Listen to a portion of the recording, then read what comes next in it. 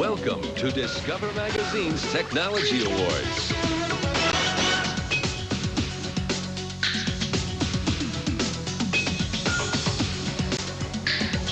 Once again, Penn and Teller.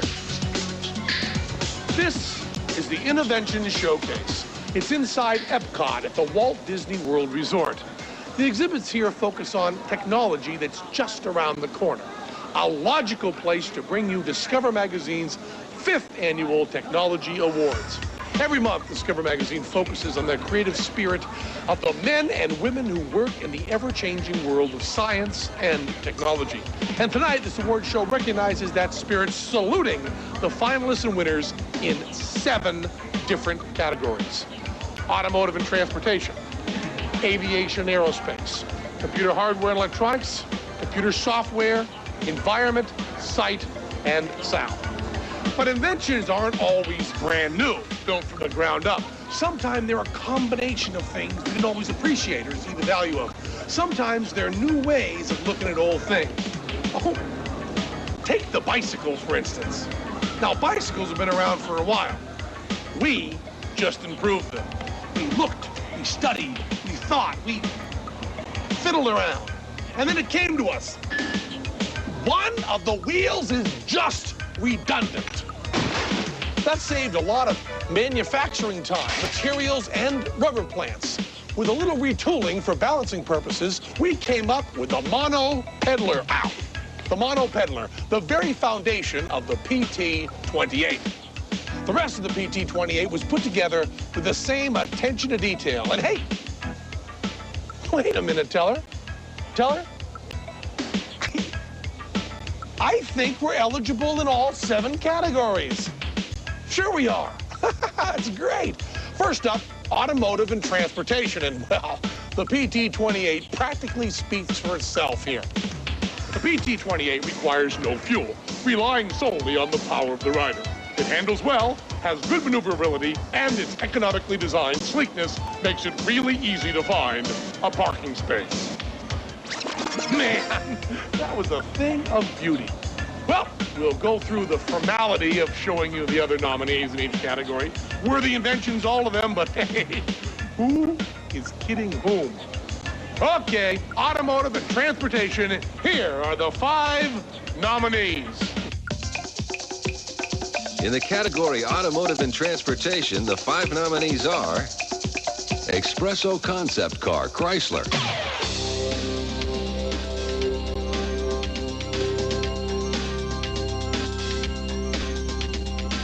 It's new, it's small, and it could be coming to a city near you. Meet Espresso, a short, hot blast of practical automotive innovation. This one-of-a-kind concept was the brainchild of Chrysler designer Ray Canara. The goal of Espresso was maximum package, minimum footprint. What that means is we started with a neon, we raised the seats for chair height seating, we raised the roof for maximum headroom, and we opened up the windows for maximum visibility. There's even an onboard satellite navigation system to help you get where you're going. And we've added some creature comforts back here. We have a high-end stereo with woofers and tweeters. We have a personal computer on the other side, and we have a video game in the back for the kids. What we have here with the Espresso is a strong package with a good attitude. Espresso is more than just a colorfully cute character. Chrysler also sees it as a serious urban commuter and the perfect family taxi. Lighter and shorter than most minivans, Espresso offers enough power to perform efficiently on both city and country roads, while at the same time cutting down on fuel consumption and pollution. And besides all that, it makes you feel good driving it, too. SRD2 Concept Car, Subaru. Driving in California freeways between 7 a.m. to 9 a.m., 4 p.m. to 7 p.m., it's a nightmare. The state of California has done projections. In 1999, our traffic will double. And we all know what that means. That means more stop and go or more stop. So our answer to that problem is this car. Basically what we've done is cut the car in half. We cut the car in half so that you can cut your commute in half. The theory behind Subaru's SRD2 tandem car is that commute time will be cut because congestion will be cut. Carpool lanes could be converted into tandem lanes, putting 2 cars where 1 went before.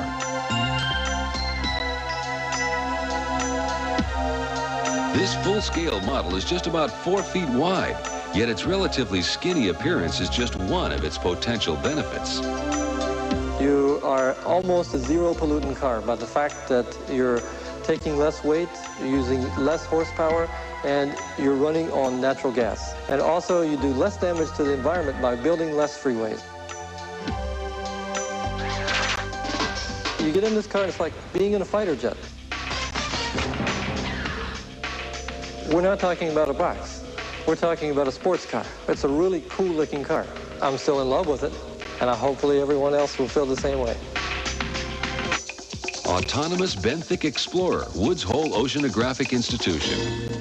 At the bottom of the ocean, strange and exotic life forms are sustained by biological processes that exist nowhere else. To better study these wonders of inner space, the Woods Hole Oceanographic Institution has developed a different kind of vehicle, one capable of remaining submerged to depths of 20,000 feet for up to a year without connection to any support ship. It's the Autonomous Benthic Explorer, ABE for short. The word benthic in Abe's name refers to the seafloor. Abe is an autonomous vehicle, which means it's not attached to the surface in any way, and of course it's unmanned. The idea and the plan is that we will be able to take it out on a relatively small boat, throw it over the side, and then come home, leaving the vehicle on the seafloor on its own doing some sort of research task. We intended Abe primarily for work in the area of the hot vents, which are areas of the seafloor that have been extreme scientific importance and interest. The long-term intention is for it to remain on the seafloor for periods of months and be pre-programmed before we deploy it so that periodically it comes to life, goes out, does either a camera survey or a sensor survey of some sort, then comes back to a home base, shuts itself off, and sits there and waits for the next event, whatever that might be. Historically, people believed that the deep sea was a giant mudflat, that there was nothing there interesting, nothing there worth looking at, nothing there worth investigating. In the last decade or more, the hot smokers, the clam fields, the giant tube worms, these were all things that nobody had any idea existed until somebody went there and looked for themselves. And with Abe's help in the future, going there and looking will be a whole lot easier. Side Impact Protection System, Volvo. For years, automobile manufacturers have spent considerable time thinking about safety. Specifically, how to deal with deadly side impact collisions. Volvo has introduced the world's first side impact protection system using an airbag. It is mechanically actuated, it has no wires connected to it, and it's totally self-contained in the seat. The system works like this. It consists of an airbag mounted in the seat back, 2 gas generators, and a trigger. In the event of an accident, the trigger is connected to the airbag system by a pyrotechnique hose located in the seat back. It moves through the base of the seat, up into the back.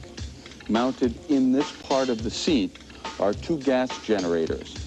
The gas generators fill the airbag, which inflates and sits between the occupant and the door. Side impact collisions are responsible for more than 1/3 of all collision fatalities. But with this new system, that could change. All of this takes place in only 12 thousandths of a second. 12 thousandths of a second. Golf Ecomatic, Volkswagen.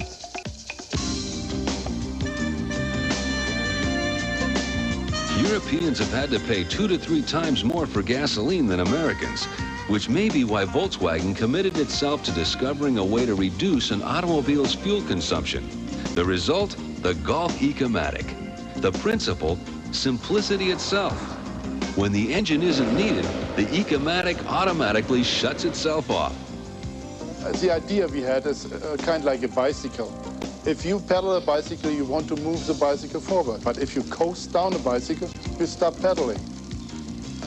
That's the same idea we had with the car. You turn off the engine if you don't need it. For instance, standing on the stoplight, being in stop-and-go traffic, you can turn off the engine. You don't need the engine. The car restarts automatically whenever the driver presses the accelerator. It sounds easy, but it's not. For instance, when you turn off the engine, a lot of systems have to still operate. So we had to make sure that these systems, for instance, the power brakes, the heating of the car, and so on, still operates. The benefit of this car is basically the reduction in fuel consumption by 20 to 30% and the reduction in emissions by about 50%. The Volkswagen Golf Ecomatic is not a fictional car. It's actually a car you can buy today as a consumer in Europe. Whether this car comes to the US will be decided in the future, and it depends largely upon whether the American public appreciates good fuel economy.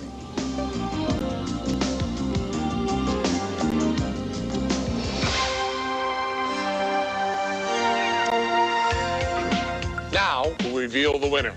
And then our dear, dear friend, Mr. Paul Hoffman, editor-in-chief of Discover Magazine, will explain why the judges selected us. Why the judges selected the winner.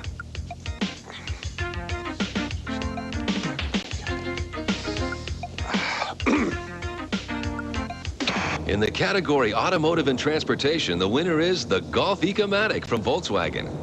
The Automotive and Transportation category was very competitive. Each nominee presented a creative approach to some basic technological challenges. But the Golf Ecomatic gives something to everyone. To please the driver, it gets over 50 miles to the gallon with 22% higher fuel economy. To please the rest of us, emissions of carbon dioxide are reduced by 36% and carbon dioxide by 22%. Congratulations to the car with the engine that doesn't waste a moment. So I guess they figure because one person's walking, it's not a means of transportation, huh? That's their thinking? You know, watching the other nominees, I don't think we give enough detail on the PT-28. I just don't think we, you know, people love that kind of behind-the-scenes, nuts and bolts kind of stuff. We just didn't give them enough of that, you know? So I think on this one, we should tell them how the PT-28 uses sound, which is coincidentally the next category. When the wheel spokes of the PT-28 hit the baseball card, the sound that's produced is converted to electricity by the onboard generator. That electricity powers Teller's light and computer. Now, we couldn't use just any ordinary baseball card. Most of them didn't even come close to meeting our exacting technological standards. So we went through them one by one until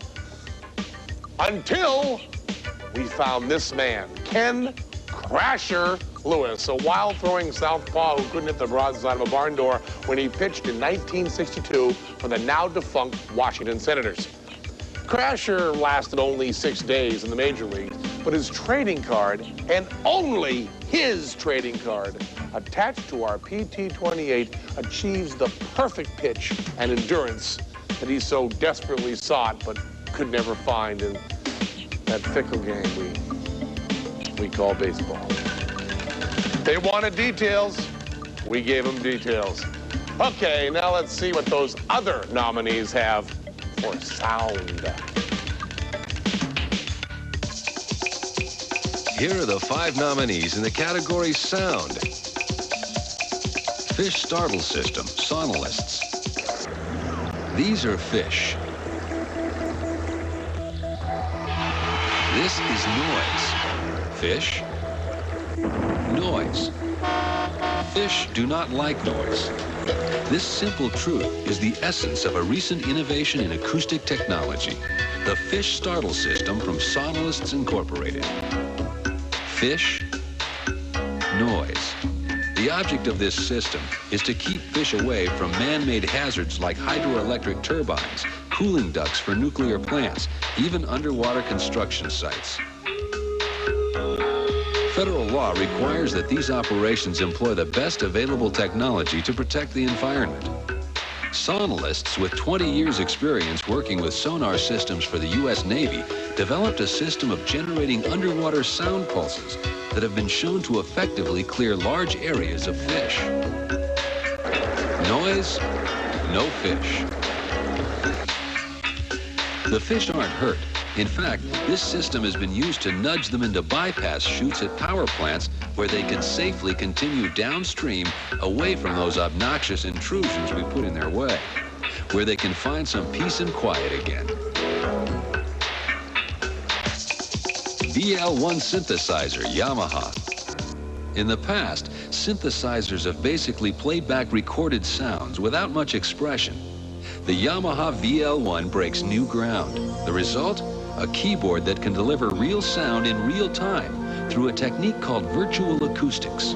What we're doing is we're creating a physical model of the acoustic instrument in a computer environment. The result is that it behaves as the acoustic counterpart would. For example, in the case of the penny whistle, if you blow harder in a penny whistle, it will actually move up an octave as opposed to just simply getting louder. In the case of the VL, because it's duplicating the physics of a penny whistle, when you blow louder, you actually have the mode shift up into a higher octave just as the penny whistle does. The new technology in the VL1 allows musicians to play the keyboard breath controller and modulation wheels just like an actual instrument, not just an electronic imitation, achieving a whole new dimension of expression. Most of the things that you can do with an acoustic instrument from a musicianship point of view, you can do with a VL. Vibrato?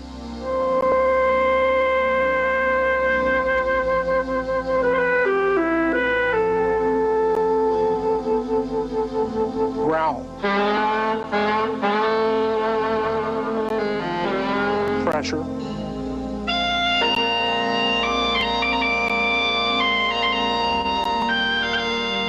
Musicians are looking for a number of things in synthesizers. One is they're looking for a synthesizer that will reproduce musical instruments, acoustic instruments, extremely well. The other thing they're looking for is remarkably new sounds. The VL does both. And the technology that's sitting in the VL is going to allow us to provide tools to musicians to create amazing new music in the future. Internet multicasting service. Welcome to Internet Talk Radio, the town crier to the global village. Internet Talk Radio reaches more than 100,000 computer users in 30 countries. Instead of relying on satellite dishes to broadcast interviews or conferences, Internet Talk Radio has logged on to a vast computer communications network called Internet that reaches millions of people around the world. Computers transmit information as data, and the backbone of Internet is high-speed, long-distance data lines. Well, our sound is again, just data, and all you do is play it. And instead of playing it on your screen, it comes out of your loudspeaker. And with a sophisticated desktop computer connected to a high-speed modem, it transmits data instantaneously. A user can listen to a program as it's being broadcast, while those with a less powerful computer setup can hear a program after the data has been received and stored. The big difference between Internet Talk Radio and standard radio is that people can interact with our radio station by sending us electronic mail or by having a little microphone on there and literally talking back. Well, here you are being chopped into little bits and put on discs to be spread around the world. How does that feel? I'm little one. The file is copied onto your computer. There's no reason why you can't pull it up into your audio editor and take a couple pieces and string them together and make your own radio station. Magnaphone, Magnavox Navcom. In 5 years, we've gone from the development of the black unit, which weighed over 100 pounds and required 2 transport cases to move it, to the white unit, which was 50 pounds, but still required a large dish.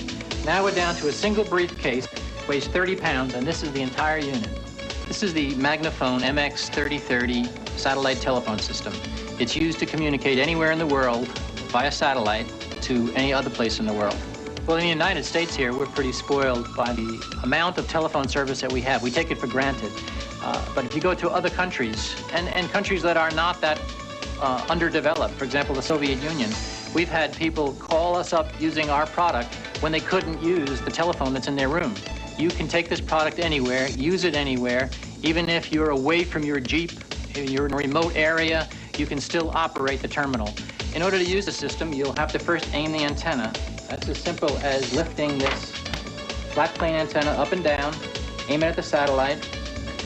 We provided some lights on the display that indicate when you have satellite strength. Once you have that, it's a simple matter of taking the telephone, dialing the country code, the area code, and the number, and the rest is taken care of by the system. Well, in order to make a product this complex, we have to interface many different disciplines. Antenna, power supply, digital circuits, radio frequency circuits, packaging, mechanical engineering, and finally software engineering is what makes the product easy to use even though it's a very complex product. So what we have here is a system that can go any place, anytime. Noisebuster noise cancellation technologies. Listen to the world around you. In every corner of the modern world, every moment of your life is filled with noise. In the home, on the road, in the workplace. These noises can be annoying and even harmful. In the past, the only escape from harsh noise was to wear bulky, tight-fitting headsets that blocked out all sounds, including warning signals in everyday conversation. But now there's Noisebusters, a noise reduction headset that cancels out unwanted low-frequency noise. Where there is noise, where there is vibration, we have an opportunity to attack it and cancel it. Noisebuster uses a principle called destructive interference. Two microphones in the unit continually sample background noise, feeding the data into a high-speed microchip that develops a mathematical map of the sound's acoustic waveform. The chip then signals the headset speakers to generate noise that's the exact mirror image of the annoying sound, canceling it out. Selective cancellation permits essential sounds to pass freely through the headset.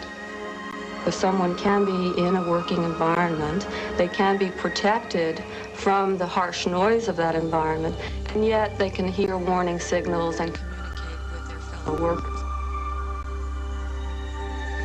My hair okay? Not sticks out sometimes. The winner in the category sound is Noisebuster from Noise Cancellation Technologies. In this competitive category, most of the nominated technologies took pride in generating sounds. The winning technology, however, eliminates sounds. The Noisebuster eliminates unwanted background noise by cleverly creating an instant and exact mirror image of an offending sound, reducing it to silence. Apparently our judges are made of stone. They probably vote for companies that have some cool, zippy logo, or even worse, some kind of cute, lovable mascot. Okay, all right. Teller. I'd introduce the Director of Research and Development at Penn and Teller Resources Headquarters, Mr. Melvin Thingamabob. Well, howdy, Melvin. Thanks a lot for coming down and joining us on the show. Good to see you, huh? So, have you ever been to Epcot before? Pretty cool place, isn't it? It's amazing.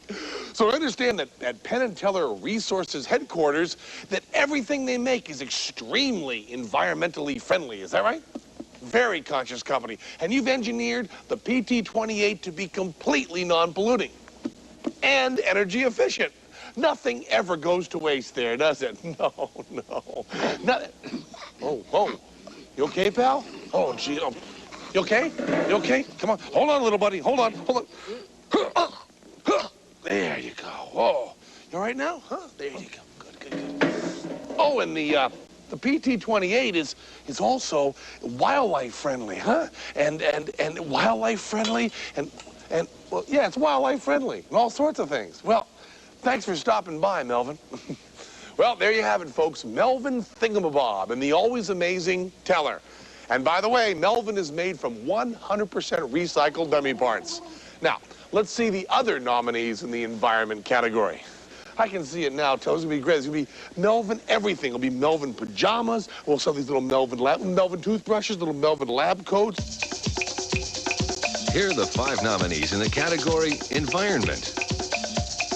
V Electrical Power Cell, V Electrical Power Systems. I was visiting my grandchildren one day, and I was coming back home and noticed on the expressway that the weeds were getting blown by the vehicles ahead of me. The idea came to me just kind of like a light bulb going off as to why can't we use the energy from one source to help reduce pollution for the other source. After doing some research on the subject matter, I found out that the wind power industry as we know it today is basically benefiting from natural winds. So with this invention, then the idea came to me that we could use the wind going north up the freeway and south down the freeway for bi-directional wind currents and double the efficiency of whatever had been done in the past. We've studied the wind currents on the average urban highway and have been able to determine that clean electrical energy can be produced 18 hours a day and 12 months out of the year. So next we came up with this idea of building turbines into highway energy barriers that would be capable of harnessing the bidirectional wind currents and swirling those wind currents to produce mini tornadoes for hundreds of times the power that could normally be expected.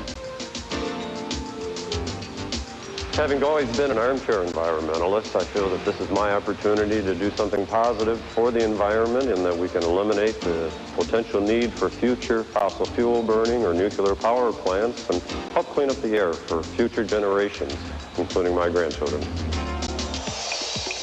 Giami Packaging Material, Geopacks USA.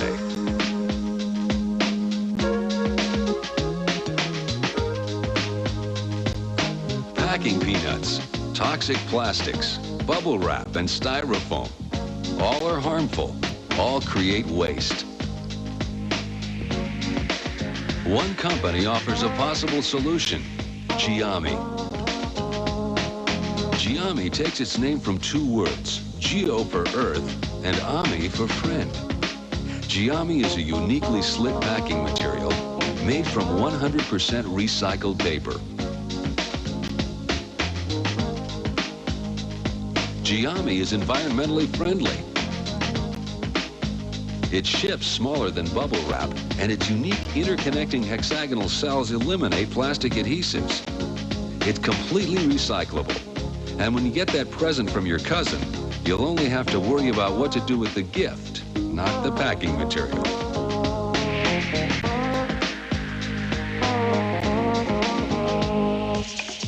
Super efficient refrigerator, Whirlpool. Did you know your refrigerator could be better for the environment and save you money? Well, thanks to this team of engineers, a new refrigerator from Whirlpool does exactly that. Contrary to popular belief, a refrigerator loses more coldness through its walls than it does from an open door. This new super efficient refrigerator design uses a better form of insulation, a low-energy fan, and a smart microchip to defrost the refrigerator only when it's necessary. It also eliminates the common but ozone-depleting Freon gas and replaces it with a more environmentally friendly coolant. Because this refrigerator is better insulated, it's more efficient. And because it's more efficient, it can save hundreds of dollars in energy bills. In fact, it costs about the same to run this fridge as it does to run a single 75-watt light bulb. With most refrigerators eating up a whopping 20% of a family's annual use of electricity, this super efficient new twist on the old standard icebox makes a lot of sense. XL Spectrum Analyzer, Niton. Every year, millions of children are exposed to the dangers of lead poisoning. The old lead-based paint that can still be found in over 40 million homes produces a potentially deadly dust. That amount of lead dust is harmful for 20 children. 20.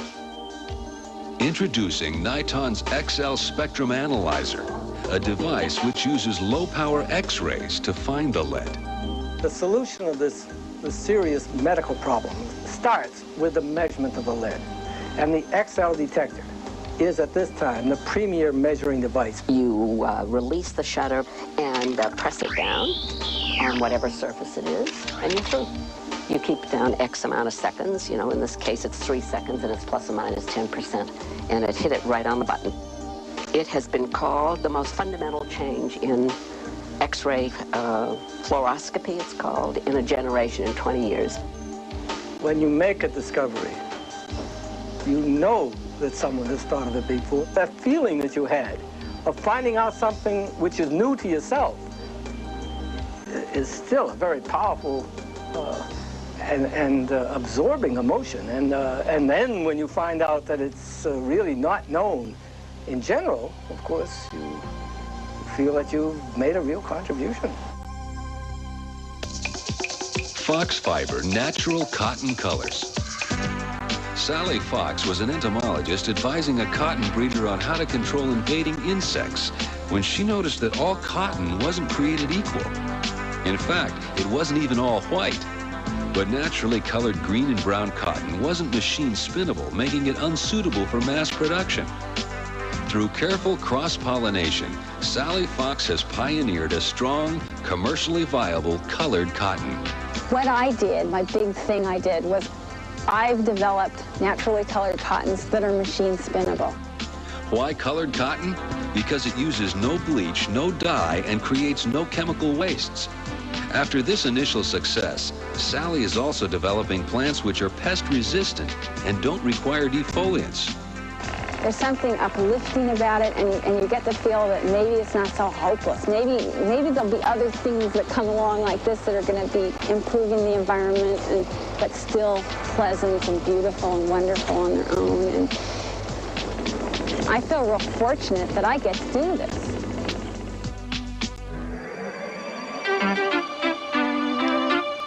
Melvin, the motion picture. Let that winner rip, Mel. The winner in the category environment is Fox Fiber from Natural Cotton Colors. Not all innovations have to be high-tech. Sally Fox spent 7 years patiently breeding colored cottons. Although known to Native Americans, these cottons were ignored by large cotton producers because most of them were not strong enough for machine spinning. Fox patiently sorted through thousands of cotton mixes until achieving her breakthrough. The judges commend her patience. I don't know, we must have done something wrong. Did you handle the paperwork like I told you to? This year, over 4,000 nominations were sent to Discover magazine. Any technological innovation or product containing an innovation developed or released after January 1st, 1992 was eligible.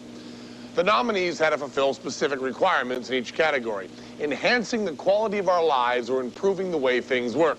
All submissions had to be received by April 1st, 1994. The editorial staff then narrowed down each category to 5 finalists, and a panel of outside experts and judges chose the winners. We're up to computer software now, and we don't want to say that much about how we use computer software in the PT-28. We're starting not to trust people around here. All we're going to say is that we developed a sophisticated multi-gigabyte program that allows us to link up to an orbiting satellite for navigational purposes. Here are the other nominees. In the category computer software, the 5 nominees are Handwriter Dynamic Signature Verification, Communication Intelligence. With everyone crowding onto the information superhighway, keeping computer data private is becoming more and more important. To get into a program, it's sometimes necessary to type in a code or password. Well, now, there's another way. You simply sign your name. It's called the Handwriter's Signature Verification Program. And here's how it works. To get started, she needs to sign 6 signatures so the system can learn her signature. Once that's done, she can just sign her name to have her identity verified, and that takes the place of a password. At first glance, you might think that all you need to do is just trace a signature to make a good forgery, but the system doesn't work that way. It measures the forces and dynamics behind the signature, not only what it looks like, but how the signature was made. Many people are worried about the fact that they don't sign exactly the same way each time, but our system accommodates that. When the person first uses the system, you give several samples so we learn how your signature varies, and we also automatically update the signature in the computer as time goes on to track any changes that your signature might have. There are other competing systems such as fingerprint and voice matching, but signature verification has the advantages of cost, convenience, and user acceptability. We're all used to signing our signatures on checks, documents, and we do it every day. Everyone's going to be attached to computers and networks and have their information instantly accessible to them. But there's a danger because other people may be able to break in and acquire that information, everything from your finances to your DMV records. And signature verification will allow people to protect their private and confidential information. And even if it's not a name that you're writing, well, the machine will know that too. Adam Software. A medical student who attends medical college today has to deal with a body of knowledge which is about 20 times greater than it was when I graduated from medical school a little over 50 years ago. And so we have to begin to teach medical students a way of retrieving information immediately when you need it. That brings us to Adam. Adam stands for Animated Dissection of Anatomy for Medicine, a kind of flight simulator for physicians. Repetition's the big learning mechanism in med school. And if you have the ability on your own time to follow up and try and, use adjuncts like this, you can learn a lot better. Adam is an interactive medical textbook that allows students to dissect the human body layer by layer through the use of sound and pictures. The students can take Adam apart, turn it around, upside down. You just can't do that in a book. Adam can lead us through a particular system.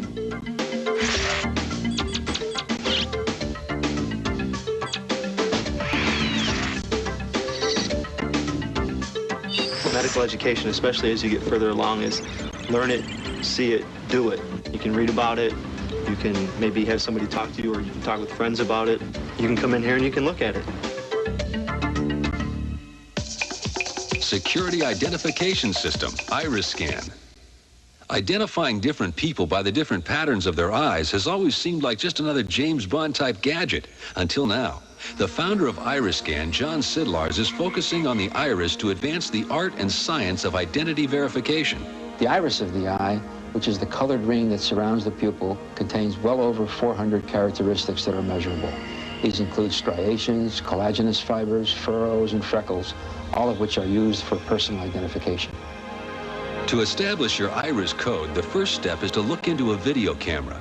The computer software then digitizes and analyzes the image of the iris, transforming it into a code that is stored for future verification that you are who you say you are. The iris and its structure are virtually foolproof as an automated biometric identification system because it lies on the surface of the body and remains unchanged throughout life. Once iris recognition technology is fully developed, there'll be no need for a wallet bulging with credit cards, driver's licenses, and medical cards. All you'll need is a card with a photo of your iris and your iris code. When a higher degree of verification is needed, Iriscan will identify a person's iris simply by taking a look at the real thing. This way, you can control who enters your home, uses your computer, or drives your car. Iris recognition really means that for the first time, no one can represent the fact that they are you unless your eyes are present. Personal Dictation System, IBM. Computer, check hazardous material Q835. These people are talking to computers, and the computers are understanding what they're saying. 1 large pizza, pepperoni, extra cheese. Well, we've announced a family of speech recognition products. This is the first product available in the world that allows you to talk very quickly and allows the computer to respond to an unknown user. So you can issue a command or retrieve data. Run Spanish translator. No entiendo español muy bien. Return to my menu. With this system, you don't even have to use a keyboard. Memo to Sandra. Our last 2 news stories were too long to read in an hour. Notice hour and hour. They sound the same, but the computer knew the difference. It also knew the correct spelling of 2, 2, and 2. To finally be able to get the product working to the point where a user can walk up and talk to a machine comfortably, easily, and quickly is just very exciting. Is there a French restaurant nearby? DNA Visualization, University of Pittsburgh. Every living thing has an intricate molecular structure called DNA, deoxyribonucleic acid. It contains the genetic code which determines who and what we are. For the past 18 years, Professor John Rosenberg has been investigating a problem that could change the way we understand every living thing. My research group and I are trying to find out how proteins find particular places on the DNA, attach to it, and change the DNA or how the DNA works. This insight will allow farmers to produce disease-resistant crops and help doctors to cure cancers or other illnesses by turning off or turning on specific genes. The technology that has advanced the protein DNA research is the supercomputer and a combination of high-powered computer workstations that do the complex calculations required to produce the simulations of how DNA functions. I enjoy the DNA and protein research because, well, with the computer and the other equipment that we have here, it's really having the best chemistry set in the block.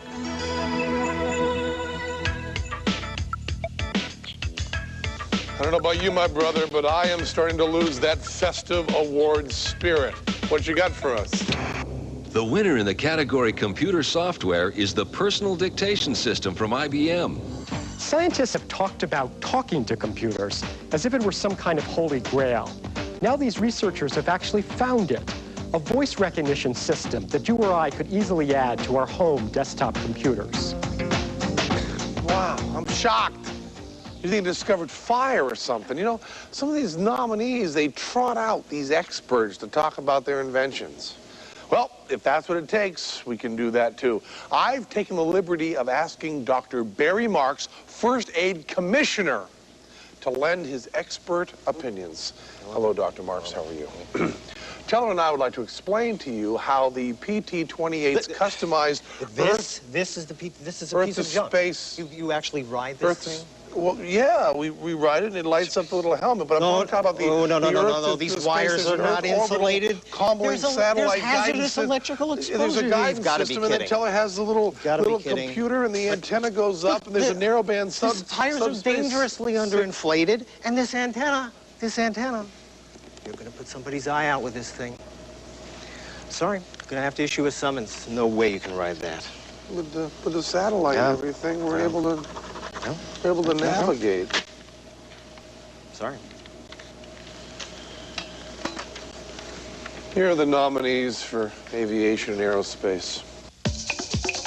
The 5 nominees in the category Aviation and Aerospace are Guard 150 Ballistic Recovery Systems.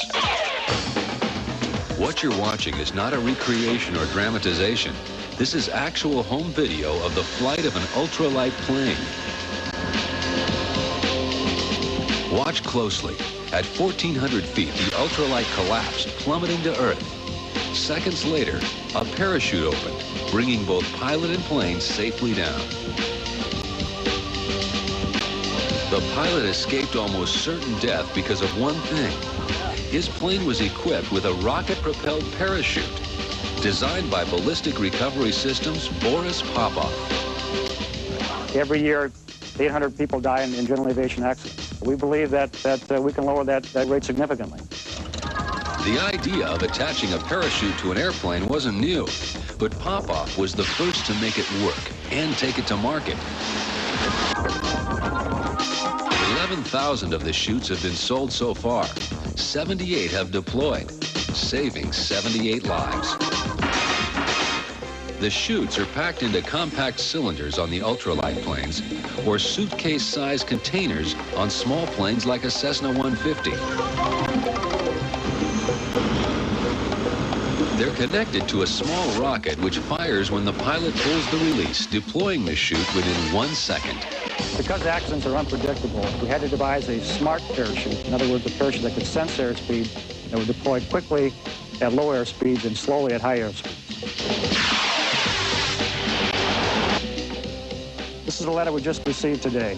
To my friends at BRS, thanks for saving my life and preventing me from serious injury.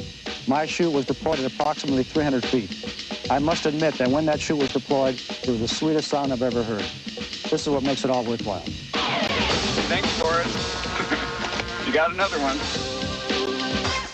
Aircar Sky Technology.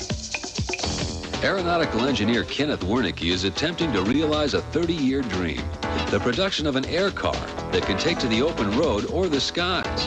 He's best known for developing the tilt-rotor aircraft that takes off like a helicopter and flies like a plane.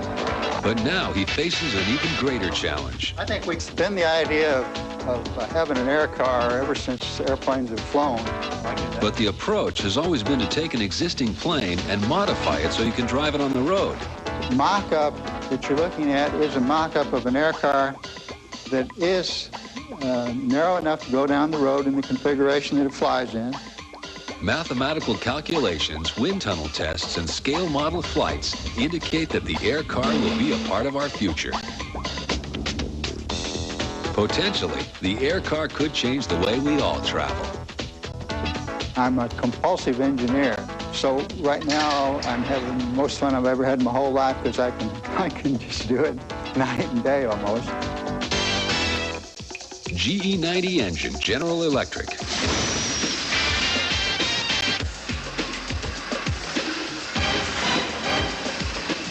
The GE90, the world's newest and most powerful airplane engine, is in the air. In the next 10 years, airline travel is projected to grow by 100%. That means longer waits at the airport, more traffic on the runways, and a greater likelihood of accidents. Developed for use on the Boeing 777, the GE90 engine is the most powerful turbofan power plant ever built. Not only will it save airlines money in fuel consumption and maintenance, but with larger airplanes capable of holding more passengers, it'll reduce airplane congestion and increase safety. That means less noise and significantly fewer polluting emissions. The result of a tightly coordinated multinational design effort, the GE90 will move airplanes and passengers in a way that no engine has ever moved before. Aerobraking maneuvers, NASA Jet Propulsion Laboratory. In 1988, the spacecraft Magellan was sent to Venus to collect scientific information. By 1992, it had completed its original mission, compiling radar maps of the planet's surface. There was a lot more data to collect, but Magellan would have to alter its orbit to get it, something it hadn't been designed to do. Instead of putting the spacecraft out to pasture, NASA decided it could squeeze a little more mileage out of the mission. At NASA, our focus these days is on minimizing the cost of missions while still trying to do valuable science. At NASA's Jet Propulsion Laboratory, engineer Daniel Lyons developed an innovative method of adjusting Magellan's orbit with a technique called aerobraking, which meant dragging Magellan through the atmosphere just enough to bring the spacecraft into a certain new orbit. The principle is a little like what happens whenever you swim or push something up against water. The water slows you down. For the team, the theory is summed up on their official T-shirt, Carpe Atmospherum. It means seize the atmosphere. After a lot of figuring, the Magellan team initiated aerobraking last year. But don't try this at home. Aerobraking is a risky business. We had to be very, very careful not to get too deep into the atmosphere. If we got too low, we would have burned up the spacecraft, and that would have been the end of the mission. But aerobraking worked, giving Magellan a second life, gathering more valuable data from Venus, and potentially saving hundreds of millions of dollars on future missions. I feel pretty good about it. It was exciting to do it and contributed to the advancement of science and the exploration of space, which is what we're all about here at the Jet Propulsion Laboratory. Spyroid Winglets, Aviation Partners. Over the past century, aeronautical engineers have designed planes which carry us further, faster, and safer. But we're still a long way from flying as effortlessly as the birds. When an airplane flies through the air, it generates lift. This means that it also generates very intense flow field at each wingtip, which is very much like a cyclone, containing a lot of energy. This energy corresponds to drag, which means that the engines have to work harder and burn more fuel. Basically, we have devised a wingtip system, which we call the spyroid, which actually diffuses the cyclone effect at the wingtip and causes less energy to be left in the wake. Since we've reduced the energy, we reduce the drag. And by reducing drag, the spyroid winglet allows the plane to climb easier and fly with more stability. It also cuts back on fuel consumption by about 10%. Since the winglet can be built for planes as large as a 747, airplane passengers should benefit. There will be a reduction in fuel burn for the airlines, which reduces their cost. Ultimately, this translates into lower fares. And the spyroid winglet has another advantage. By spreading around the air that trails behind a plane, it creates less turbulence for other aircraft flying directly behind, potentially making the skies a safer place to fly.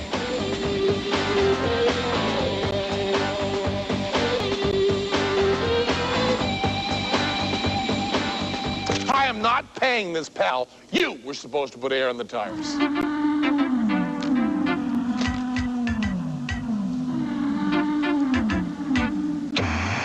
The winner in the category Aviation and Aerospace is aerobraking maneuvers from NASA Jet Propulsion Laboratory. The judges rewarded NASA's ingenuity in using the friction of a planet's atmosphere to brake the Magellan spacecraft.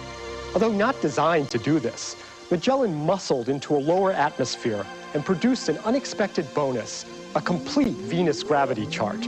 The maneuvers worked so well that other NASA missions are now planning to use this innovative technology.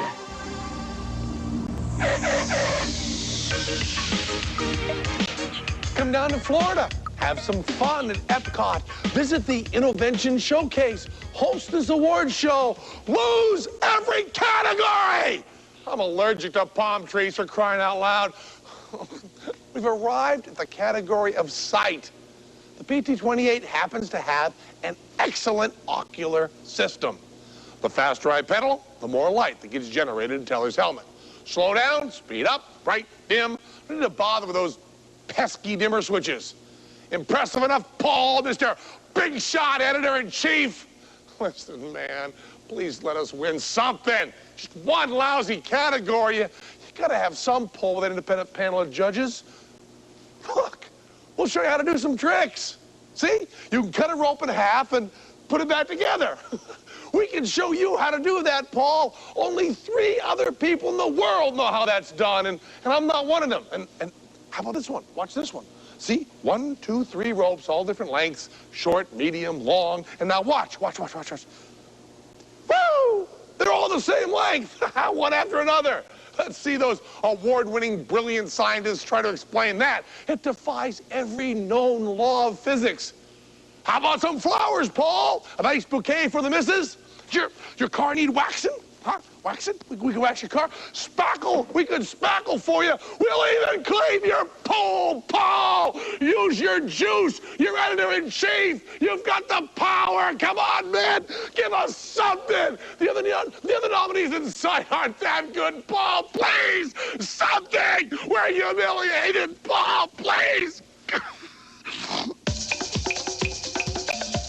The 5 nominees in the category of sight are Direct Broadcast Satellite System, DirecTV Thompson Consumer Electronics DSS.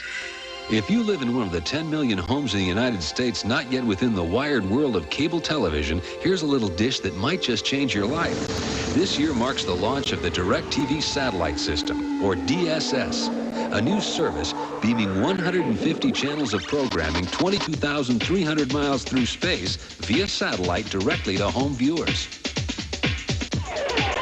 The DSS system, developed by DirecTV and Thompson Consumer Electronics, will deliver cable programming, movies, special events, and pay-per-view options. And thanks to its digital technology, the image will be the quality of a laser disc with CD-quality sound. The receiving antenna is only 18 inches in diameter and has no moving parts, a big change from the old satellite dish, which was 15 feet across and cost upwards of $3,000. The receiver includes a microchip carrying access card, which will keep track of all your pay-per-view purchases. And the whole system sells for about 1/3 the cost of those older, larger dishes. So if you're jealous of those cable-connected couch potatoes, now you can outdo them.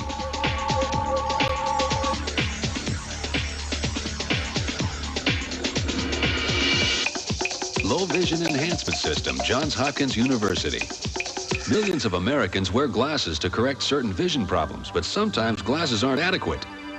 For me to read, I'd have to use 2 magnifying glasses. Now there's Elvis, the Low Vision Enhancement System, which combines hardware and software to enhance damaged vision. What it consists of are a set of television screens that are projected right into the eye. So there's a set of picture tubes, one on each side, inside these temple arms, which go along the side of the head, and they're projected through mirrors and lenses right onto the film that lines the inside of the eye, called the retina, and forms an image of the screen that's equivalent to looking at a 60-inch large screen TV from a distance of 4 feet. Elvis uses sophisticated electronics to compensate for damaged central vision, represented by the black dots seen here. But it can also drastically increase contrast and magnify the image to a suitable level. It takes the world that you want to see and enhances the image to make it easier to see with the vision you now have. Elvis is still a bit top-heavy, but for now there's no doubt that it offers hope and independence for those who have seen their world grow dim around them. Flat Vision TV, Panasonic.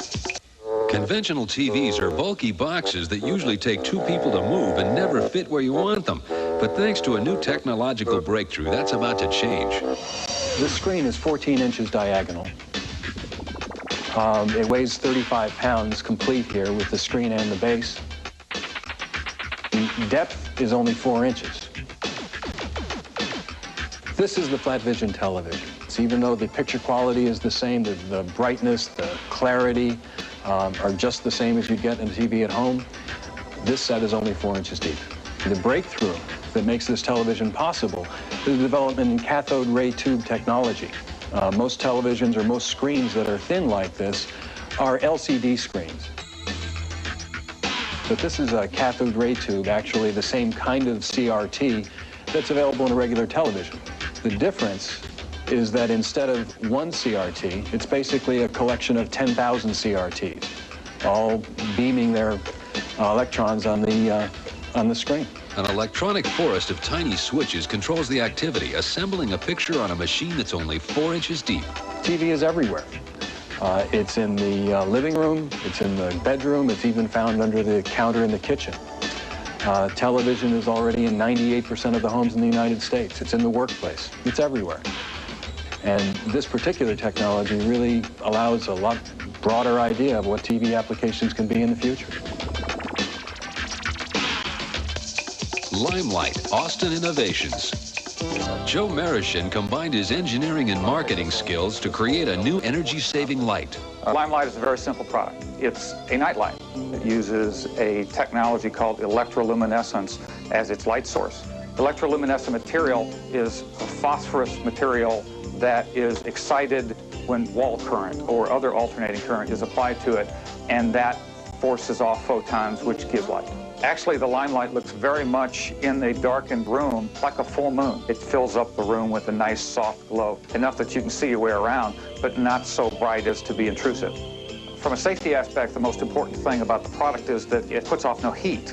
The limelight is totally cool to the touch, so there's no more burned fingers. And children love to grasp a hold of nightlights because they're very attractive and that they're at their level. The limelight is so flush up against the wall that it's very hard for little fingers to actually grasp a hold of it and pull it away from the wall, so the risk of shock is significantly reduced. Lasts forever, comes with a lifetime guarantee that actually uses less than 2 cents worth of electricity per year, plugged in 24 hours a day, 365 days a year. EOS A2E eye control focus camera, Canon. Taking pictures would be easy if all your subjects would just sit still. Even automatic focusing cameras have had their limitations.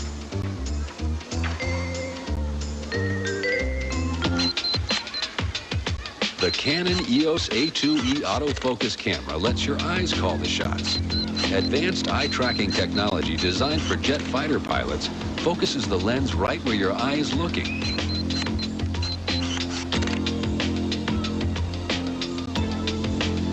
As you look at a scene, your pupil moves. When you look through the viewfinder of the EOS A2E, 2 infrared beams bounce off your cornea and reflect back into the viewfinder, where an imaging chip records the reflection. The camera divides each scene into 5 zones and automatically focuses the lens on the section where you're looking. All you have to do is look and shoot, and it all happens in a blink of an eye.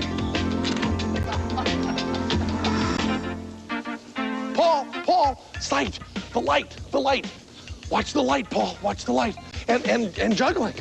Juggling and the light and sight and the PT-28. Oh boy, this could be great.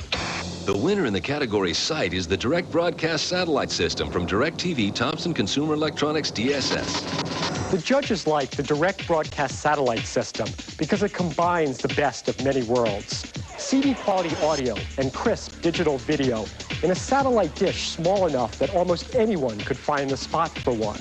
Beaming entertainment and data from its brand new orbital satellite system, the Direct Broadcast Satellite System has the potential to change the way all of us view television.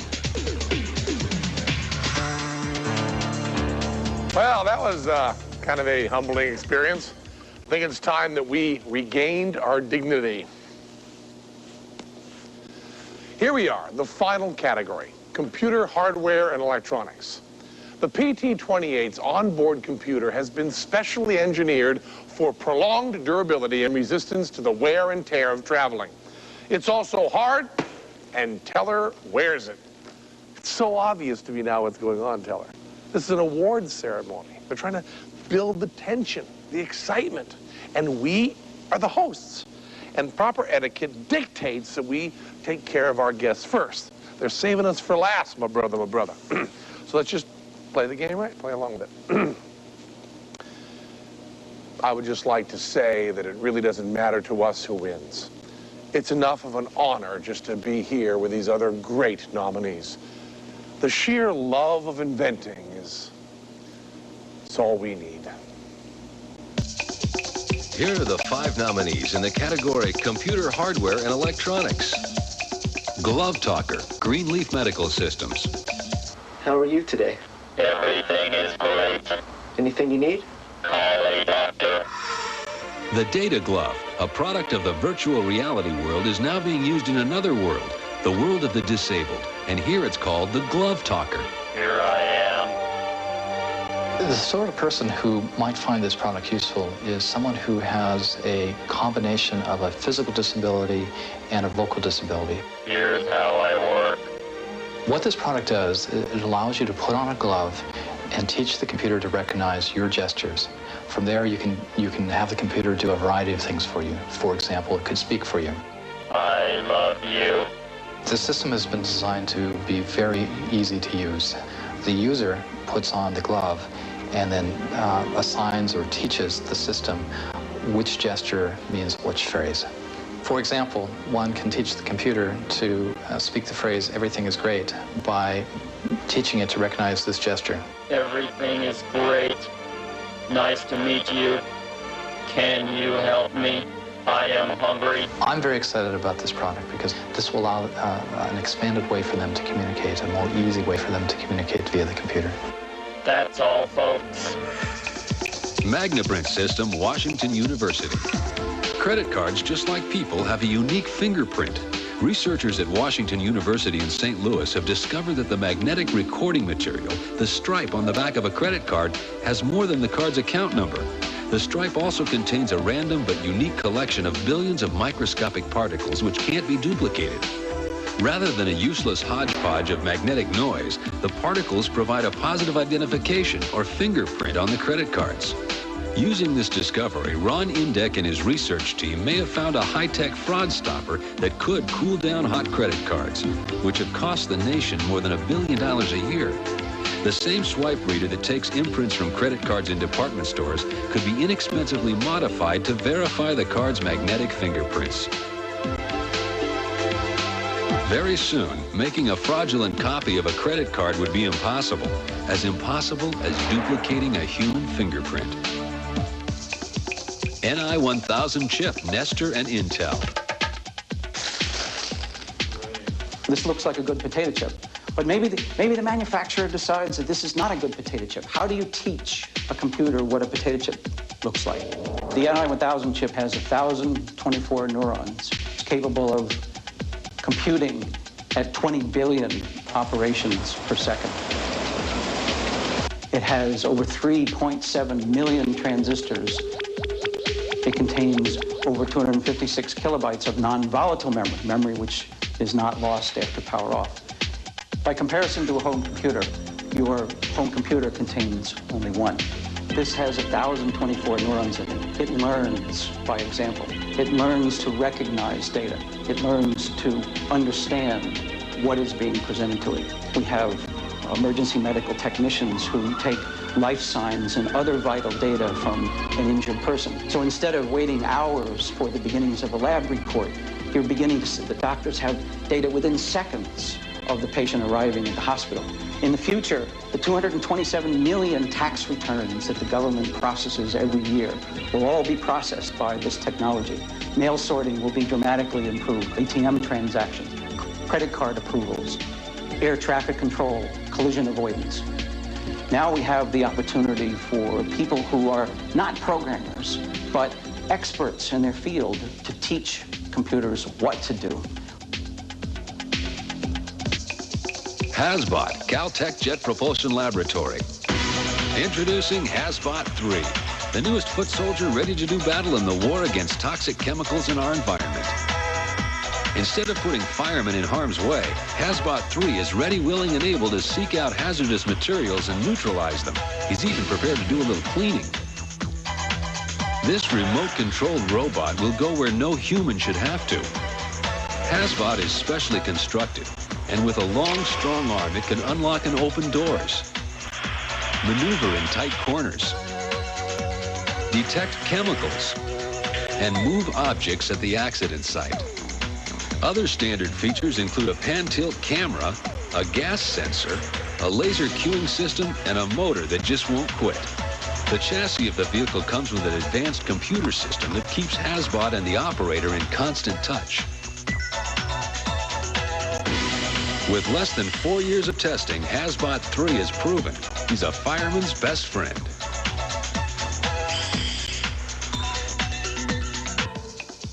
Eye-controlled computer, Boston College.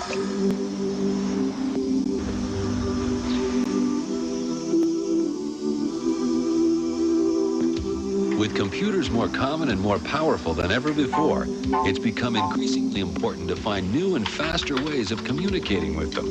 One such challenge, to develop a system that enables people to control their computers with a mere glance. At Boston College, that's exactly what they've done. We've developed a system that allows the user to control the computer by moving his eyes and head. The basic idea for the system is we attach electrodes around the eyes, and the electrodes indicate where it is that the person is looking. Right now, we need to put the electrodes on individually on the user. We would like to put the electrodes into a virtual reality helmet so that when we put the helmet on, the electrodes would attach up automatically. Chrissy, Kid Picks it is. We're interested in applying this technology to help the disabled. The computer controlled through the eye gaze technology would allow them to access the computer faster. In the case of Chrissy, it takes a lot of effort to use your head, where if she could just look at something on the computer screen, she would be able to make a choice a lot faster and quicker without much effort. Yeah, excellent. It allows them to have a better life. It makes them happy, more independent members of society.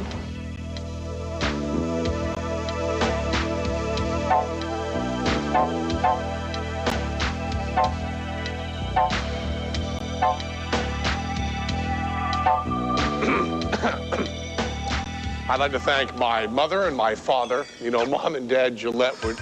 Oh, Gillette, you know, when they engraved the awards, are you sure they did two names for me? Because sometimes, you know, our names are Penn and Teller, and they were going to put that, but no, that's when we perform. When we're inventing, it's Penn, Gillette, and Teller, and it's J, make a note, J-I-L-L-E-T-T-E. And if I forget to thank my sister, give me a little nudge, because I want to do Mom and Dad, my sister, because that family angle is good. And I also think I should walk up on stage first, because sometimes we want to make a big presence, and I'm a lot taller than you. And okay, you run the remote this time, I'll go on stage first. That's the way it'll work. I want to thank my mom, my dad, my sister. That's where we start, and then we're going to be really interesting. The winner in the category Computer Hardware and Electronics is the NI1000 chip from Nestor and Intel. Computer chips process information quickly, but they generally don't do it the way humans do.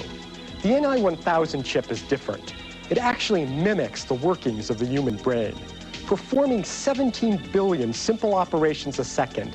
This chip is about 1,000 times faster than the current systems that run on software.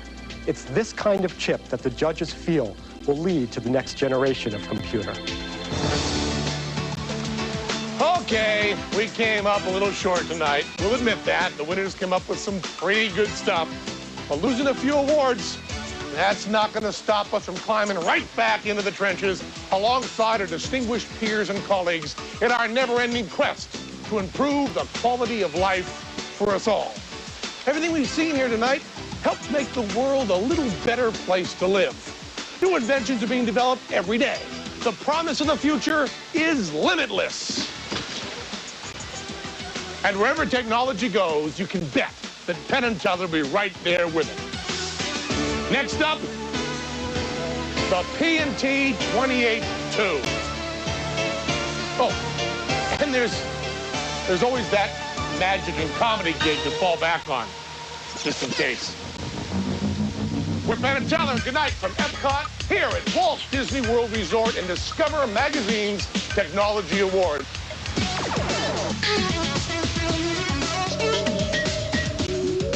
Discover Magazine's Technology Awards was videotaped at Walt Disney World, Florida in Epcot. At Innoventions, a showcase of near-future products and technologies. This is John Kramer speaking.